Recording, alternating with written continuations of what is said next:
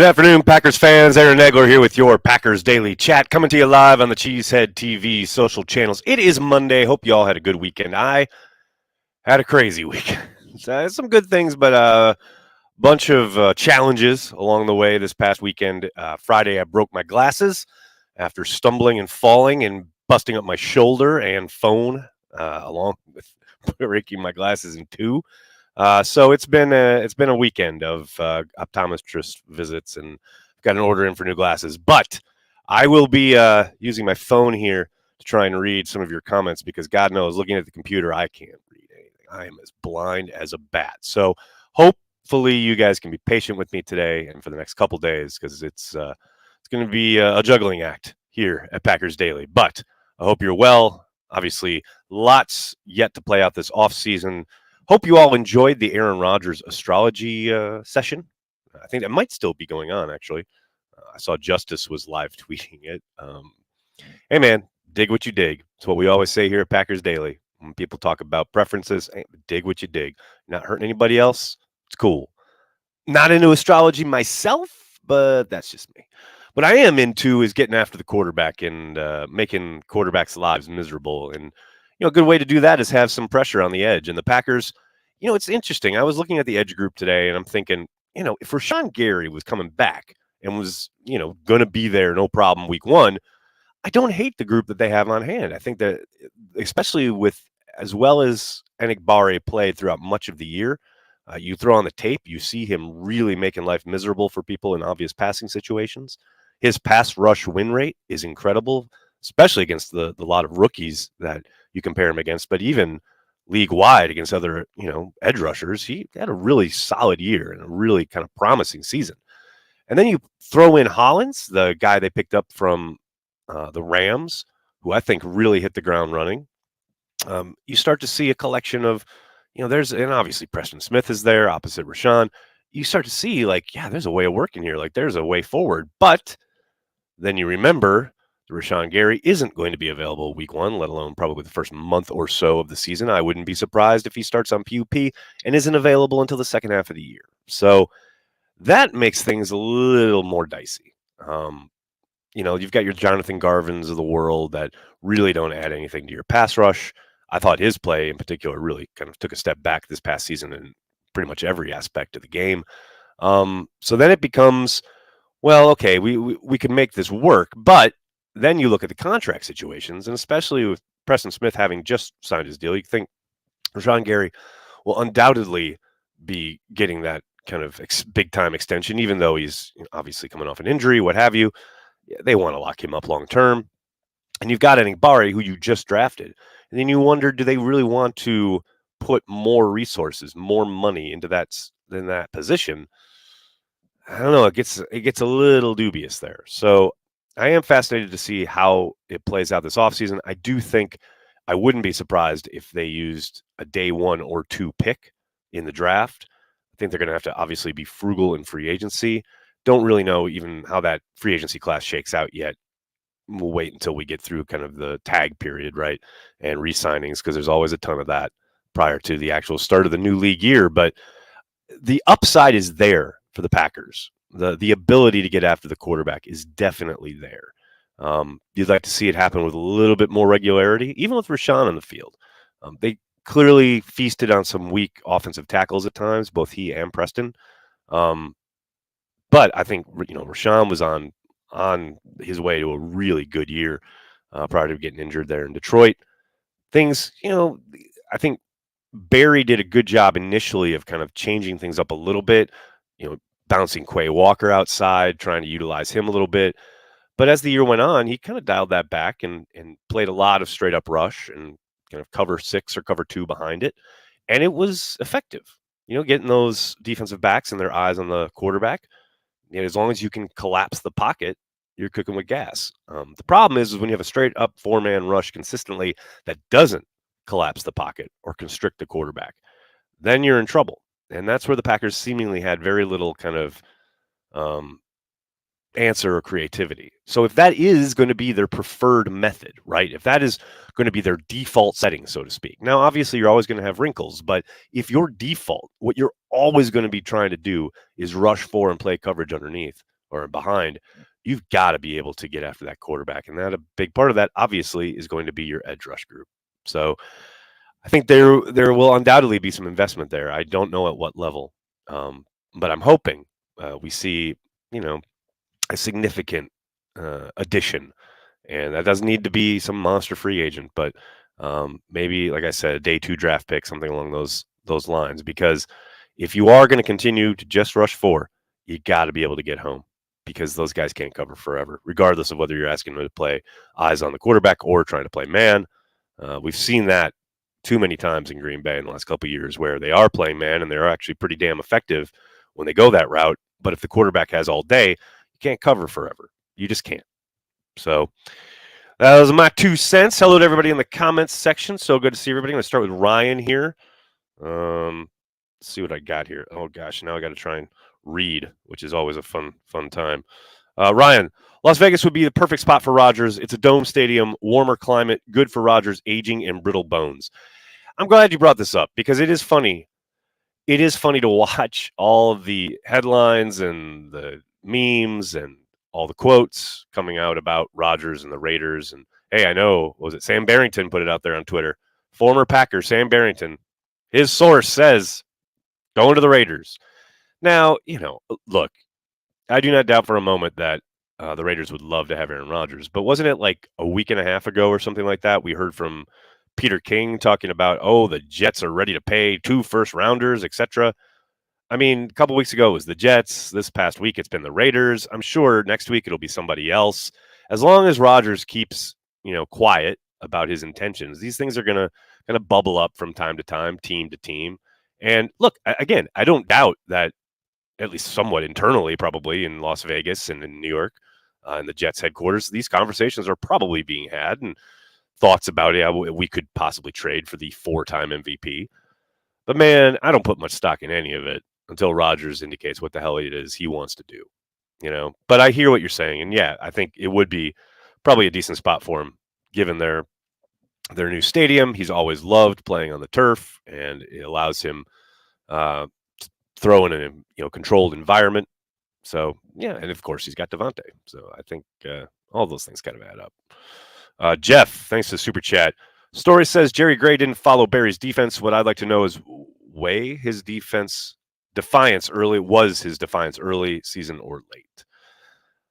Not sure what story you're talking about there, Jeff, as far as not following his defense. I know he was asked about the tendencies, especially when it came to press coverage, and he said you'd have to ask Joe. But I don't recall reading he didn't follow Barry's defense. You kind of have to follow the coordinator's defense. And as far as defiance, I don't think it's – I know everyone wants to paint it like it's I/O, input-output, or A/B, or black-white. I don't ever think it's that simple, right? Could it be possible that Jerry didn't really appreciate or like the defense that Barry was running? Yeah, sure. Of course, that's entirely possible. We all go to gigs where, we're not enthralled or in love with what we're being asked to do or what, how things are being run. But I think Jerry's a really good coach, and I think he's doing everything he can to help the Packers succeed. I don't think there was any defiance, so to speak. Unhappiness, maybe, but you'd have to talk to Jerry about that. And we really haven't heard from Jerry at all, really, this entire offseason. I'm interested to see if he gets some kind of media availability in Atlanta. But as far as I know, as far as I've seen, I haven't seen anything along those lines coming out of there. What else we got?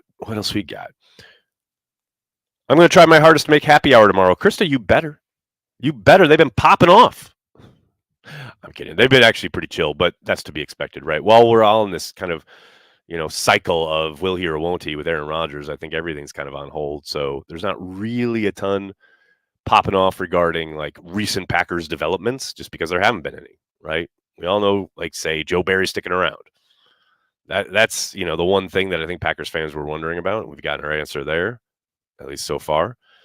Although I do say, not to stir anything, but I will say it's interesting. The longer we take here to hear from the Packers and Matt LaFleur finalizing his coaching staff, the more interesting it is. I mean, we still don't have a release from the Packers saying who's doing what. And I know they have to hire or promote a defensive backs coach. So clearly that hasn't happened yet. So you got to think, yes, Matt's probably in the process of doing so, etc. And look, we've gone through the combine in years past, which is this year at the end of February, where Matt still needed to hire a wide receivers coach. So maybe they're just holding off until they can interview one or two guys that have shaken loose because of staff kind of things going on.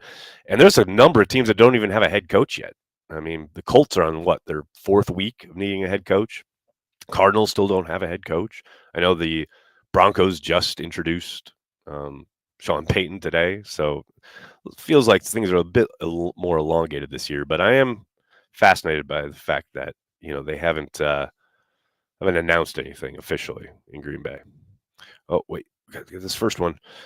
Dave, thanks for the super chat. The guys from the Watch podcast like to say that TV shows teach you how to watch them. The TV show that is the Packers has definitely taught me how to handle all the nonsense. I think that's a really good way of going about it. I think that's a really smart kind of way to process everything around the Green Bay Packers, especially when Aaron Rodgers is in town. And look, that's not an attack on Aaron, but we all know how these things work now, right? The last 3 years or so, everything happening around the Packers is driven by Aaron Rodgers. So we've all run this route. We've all seen this movie. We all know how it plays out. Now maybe this offseason has a little different ending, which is obviously going to send us down a very different path as a franchise. And then maybe we don't know how to watch that TV show as much anymore. And maybe there are a few more surprises, right? But right now, we all know how it works. So yeah, I think that's not a terrible way to look at it. Vex, thanks to the super chat.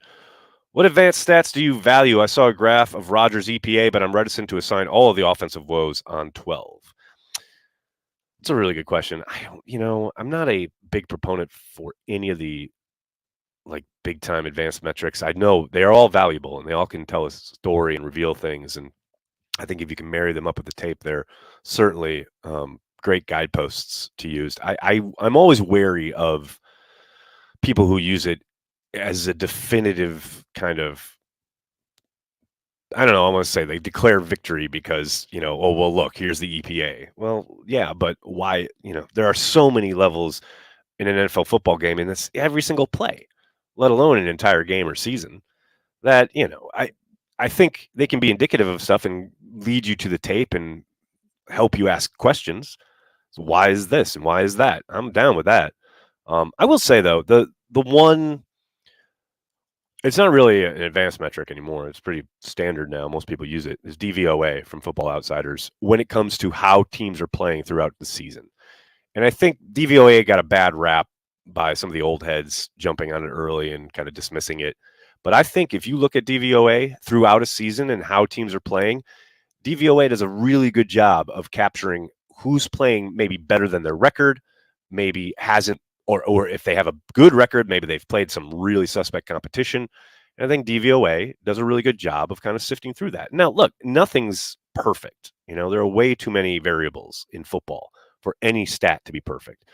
But I do think DVOA does a good job when it comes to not only the records of football teams throughout a season, but also how they're playing on both sides of the ball, like offensive DVOA or defensive DVOA. I think those are good guideposts, again, that can send you places to ask the right questions. But as far as, again, definitive answers, I'm always kind of reluctant to go there. That's just me. What else we got, folks? What else we got? Brandy, what? Peter Bukowski is putting all this shit out. Peter Bukowski always is putting all this shit out. It's what he does, man. I don't know. I mean, Pete approaches the game the way he approaches it. Obviously, it's not the way I do and the way others do, but I think there's a lot of people who appreciate his approach, and that's dope. It's good for them. I mean, I think there are a lot of different people doing a lot of different kind of content work around the Green Bay Packers. So it allows you to pick and choose what you want to consume. And that's a good thing. That's where I'm at with it. Number one Packer fan, does it seem that Green Bay has a history of sticking with things that don't work too long, whether it be players, scheme, staff, etc.? Yeah, I've felt that. I've definitely felt that. This season kind of drove that home, right? Whether it was Amari Rodgers still back there returning punts, whether it was Rasul Douglas being stuck in the slot and the only reason that changed is because Stokes got injured. That really reminded me of Desmond Bishop back in the day, not being able to get on the field when everyone could see he needed to be playing. And the only reason he got on the field was due to injury. Devontae Wyatt this past season, showing some real promise there early in the year, but not getting on the field at a regular clip until Dean Lowry got injured. Like, why does it take injuries for you to make a move forward? Like, that feels like I don't know. Feels like the opposite of all gas, no break. I'll tell you that. But yes, I feel that. And it's not just the staff. It's not just Matt. It definitely feels very conservative in the sense of throughout Green Bay's recent history. No doubt. I would agree with that. What else we got? Carl, thanks for the super chat. Hi, Nags. Do you think Rodgers has the ability to adapt as he ages like Manning did in Denver? I just don't see it happening.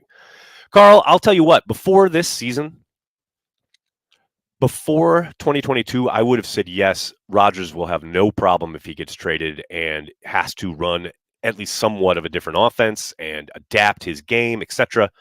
But man, he didn't do a great job of that this year in Green Bay. It was very obvious when they traded Devontae that their best two offensive weapons were in the backfield in Aaron Jones and AJ Dillon. And yet he and Matt just kept running the same type of offense, spreading things out, lots of kind of matchups on the perimeter, asking guys to go win. Like, that will always be crazy to me. How you don't button it up, run a bunch of, run in particular, run the football, try and help yourself. Yeah, I would have thought Rodgers would want to lead into that, but he clearly didn't. And so yeah, I think he can. I think he would win another MVP in a kind of a run first offense that he was asked to, make a third down throw, make a touchdown throw, get you out of a bad look. You can still do all that. You're still really good at all that. I mean, I've said it before and I'll say it again. There's a reason he was so effective in that Dallas game. It's the game he threw the fewest passes. It's the game they were able to run the ball really effectively. That should be the blueprint, especially he's hitting about to hit 40 or 39 years old. But for whatever reason, that just doesn't seem to be in the cards, so to speak. I mean, look no further. I mean, it's not Aaron Rodgers. I think Aaron Rodgers is a much better player. But look at Russell Wilson. You don't have to look much further than Russell Wilson's complete fall crash to earth in Denver, where he's trying to, quote, cook, right? Trying to spread the ball around, trying to sling it around the yard. Maybe Pete Carroll knew what he was doing when he was like, no. Let's button it up. Let's run the football. And Russell Wilson was really effective in that offense.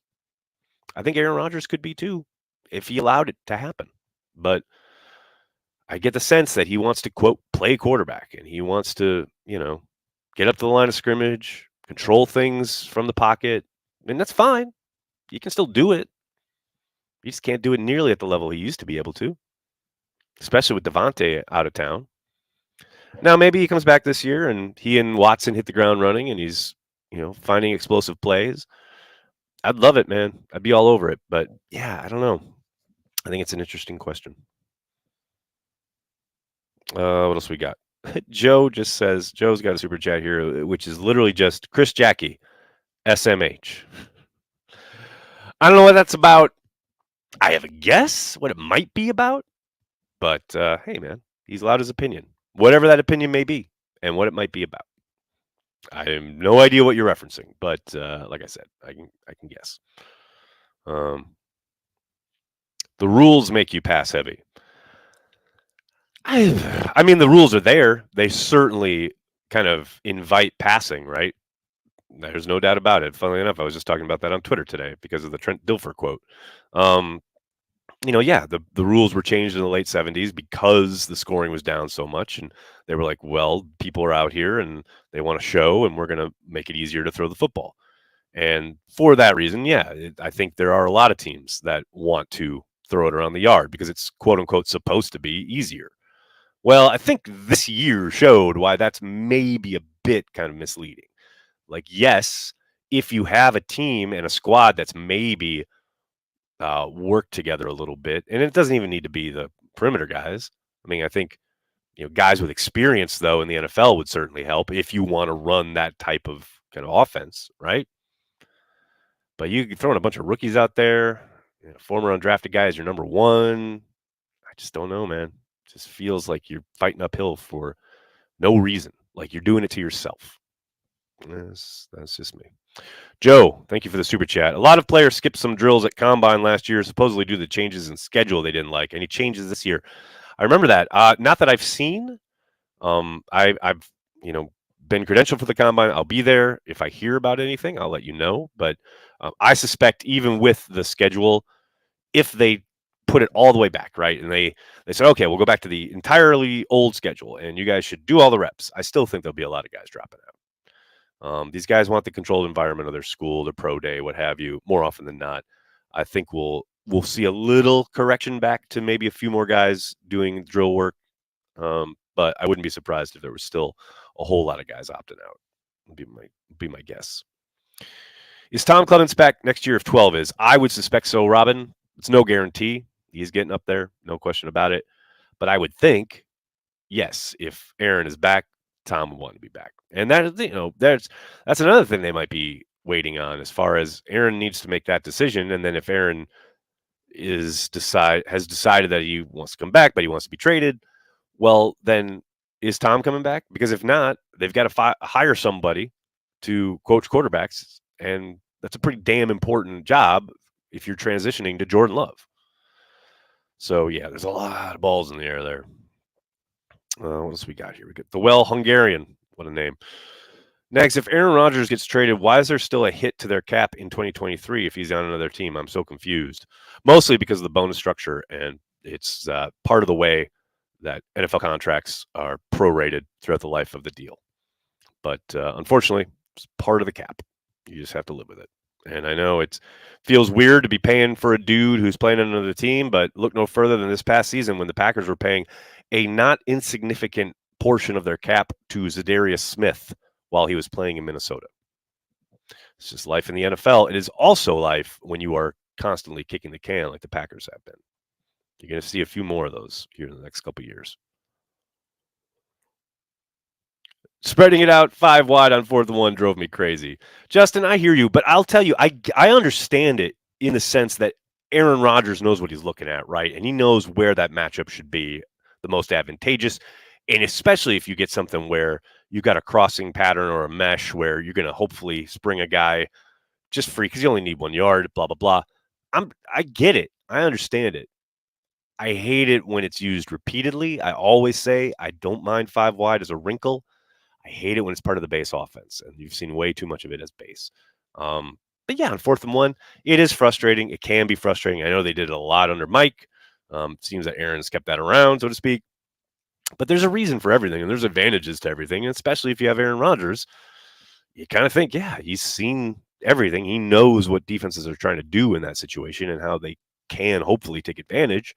Doesn't always work out, but yeah, I get it. I would much rather they button it up, get under center, hand the ball to A.J. Dillon. That's why you fucking drafted him, right? So I feel you. Well, I got Soder here. What's up, Soder? How you doing, man? When you have 2 top running backs in overall efficiency, you run the damn ball because they are effective. Soder, I would like to quote a great philosopher who once said, "Stop making sense." Because, man, that stuff drives me nuts. All right, everybody, I'm going to have to get going. I can't thank you enough for hanging out, talking Packers each and every day, Monday through Friday, right here on the Cheesehead TV social channels. Thank you so much for putting up with my blindness. Like I said, it's going to be like that for the next couple of days while I wait for my new glasses. But I really appreciate it, everyone. Please do me a monster favor. Hit like on the video, subscribe to the channel, and then tell your friends and tell your family. Cheesehead TV. We are devoted to Green Bay Packers fans worldwide. Thanks a lot, everybody. Have a great night. Go Pack, go.